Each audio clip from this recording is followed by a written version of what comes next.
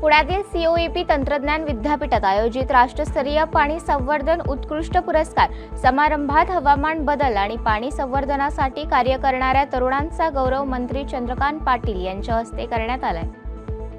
ऐतिहासिक सातारा शहरातील शाही दसरा उत्सव पूरग्रस्तांच्या मदतीसाठी साध्या पद्धतीने साजरा करण्याचा निर्णय खासदार उदयनराजे भोसले यांनी घेतला आहे। समाजहित लक्षात घेऊन दसरा उत्सवासाठी होणाऱ्या खर्चाची रक्कम पूरग्रस्तांना देण्यात येणार असल्याचंही त्यांनी पत्रकाद्वारे कळवलंय। महापुरुषांना आदरांजली देण्यासाठी येत्या 5 ऑक्टोबरला 1111हून अधिक शंखवादनाचा विश्वविक्रम सोहळा आयोजित करण्यात आलाय। हिंदुस्थानातील पहिले शंखवादनाचे पथक असलेल्या केशव शंखनाद पथकाने या सोहळ्याचे आयोजन पुण्यात सप महाविद्यालयाच्या मैदानावर केलंय। मोबाईल नंबर पोर्टेबिलिटी प्रमाणेच आता गॅस कनेक्शनही कोणत्याही कंपनीला स्विच करता येणार आहे। पेट्रोलियम आणि नैसर्गिक वायू नियामक मंडळाने यासाठी तयारी सुरू केली असून लवकरच ग्राहकांना ही सेवा देण्यात येणार आहे।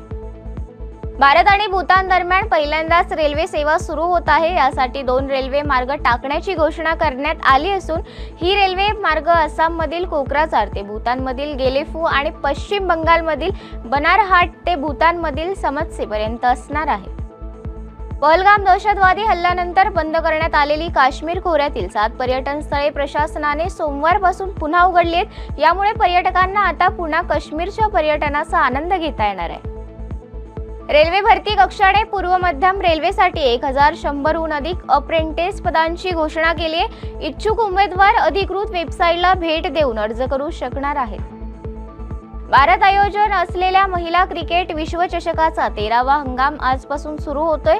भारत आणि श्रीलंका यांच्यातील उद्घाटन सामना गुवाहाटी ते दुपारी 3 वाजता खेळला जाणार आहे।